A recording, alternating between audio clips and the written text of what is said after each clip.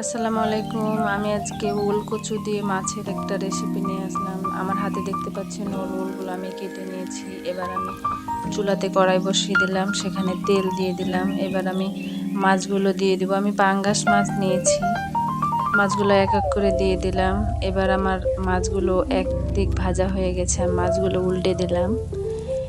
এবার মাছগুলো উল্টানো হয়ে গেছে, দেখেন কত সুন্দর ভাজা ভাজা হয়ে গেছে মাছগুলো। এবার আমি মাছগুলো উঠাই নিব একটা পাতিলে। মাছগুলো আমি একটা প্লেটে উঠিয়ে নিলাম। এবার সেই তেলে আমি আবার কাটা ওল কচুগুলা আমি তেলে একটু ভেজে নিব, হালকা লবণ হলুদ দিয়ে আমি ওলগুলো ভালো করে তেলে নেড়ে চেড়ে ভেজে নিব। এভাবে ওলগুলা ভেজে মাছ ভেজে যদি আপনি রান্না করেন, রান্নাটা অনেক মজা হয় খেতে। আপনারা একবার ট্রাই করে দেখতে পারেন। আমি সুন্দর করে নেড়ে চেড়ে ওলগুলো সুন্দর করে ভাজা ভাজা করে নেব।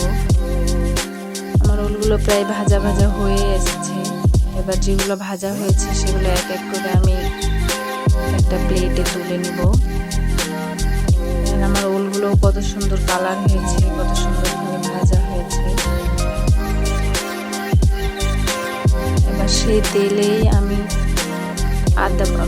পেঁয়াজ বাটা, আদা বাটা, রসুন বাটা, মরিচ বাটা, জিরা বাটা সব একখানে দিয়ে দিলাম, একসাথে দিয়ে দিলাম। একটু ভালো করে নেড়ে চেড়ে নিলাম।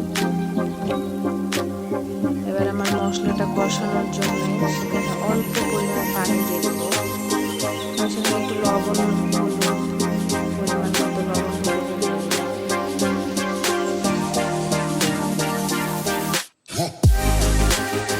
দিয়ে মশলাটা ভালো করে কষিয়ে নিলাম। মশলাটা কষানো হয়ে গেছে। এবার ওলগুলো আগে সেই মশলাতে দিয়ে দিলাম। আবার ওলগুলো আমার নাড়া হয়ে গেছে। এবার সেই ওলগুলোর ভিতরে মাছগুলোও দিয়ে দেবো। ভাজা মাছগুলো সেখানে দিয়ে দিলাম। এবার পরিমাণ মতো ঝোল দিয়ে দেবো। একটু পানির পরিমাণটা একটু বেশি দিবেন, কারণ ওল হচ্ছে আপনার পানি টানবে। অল্পতে সিদ্ধ হয়ে যায় কিন্তু পরবর্তীতে পানিটা টেনে নেয়, ঝোলটা কমে যায়। আপনার এই জন্য একটু ঝোলটা একটু বেশি দিবেন।